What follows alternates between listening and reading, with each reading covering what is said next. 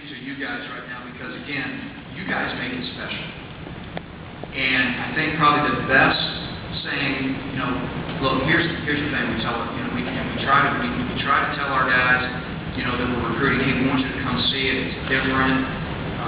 It's just different. Well, the best saying I've ever heard is outside looking in, you don't understand it. Inside looking out, it's hard to explain it. Well, that's all.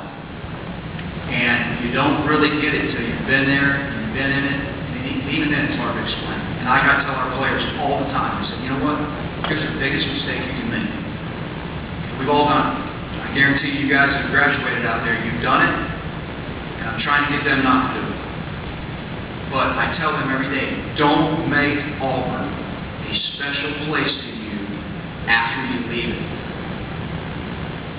Make it a special place to you while you're there.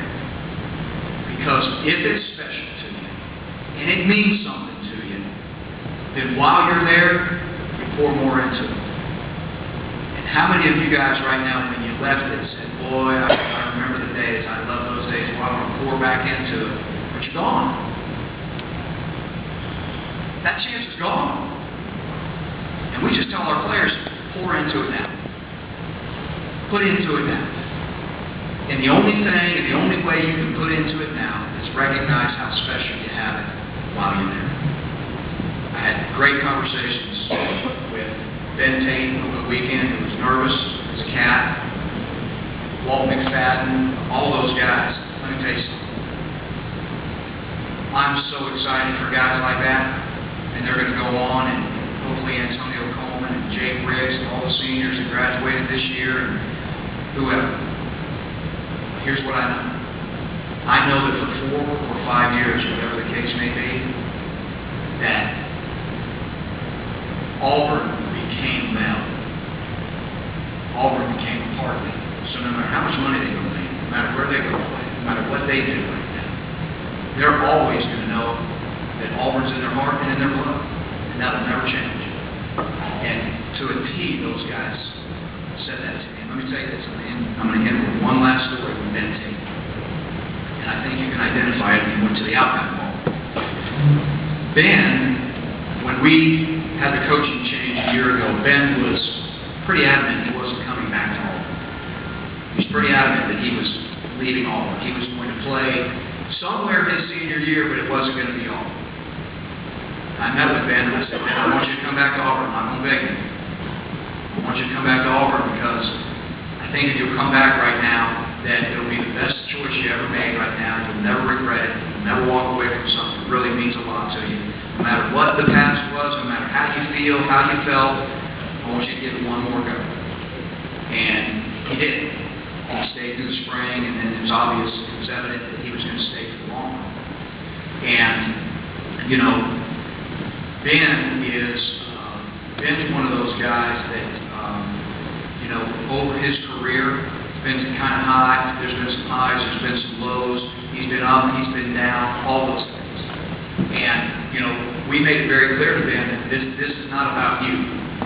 If you run for 1,500 yards this season, it's not about you. This is about Auburn. This is about Auburn football. This is about something way bigger than you. And, we say it to him, we drive it into him, we're saying it every day, I'm saying it in team meetings, I'm saying it in second, different positions, I'm saying it to everybody. And then we get to the ball game, and Ben, I know you won't remember this, Ben trying to stuff the ball on the goalpost, right? I know nobody remembers it, right? Well, I had some really choice words to say to Ben when he came back to the sideline, and he knew I was mad. So after the game, it was all happy in the locker room, and I was kind of joking around. I said, I'll talk to you later when I'm not so mad. And so we left, and we kind of laughed, and about right February, I want to say, the day after signing, February 4th, maybe, or 5th, whatever it was, I get a call from an unknown number. I don't know who it is. You ever get those unknown numbers on your phone? You don't pick them up, right? You just let them go. So I didn't pick it up.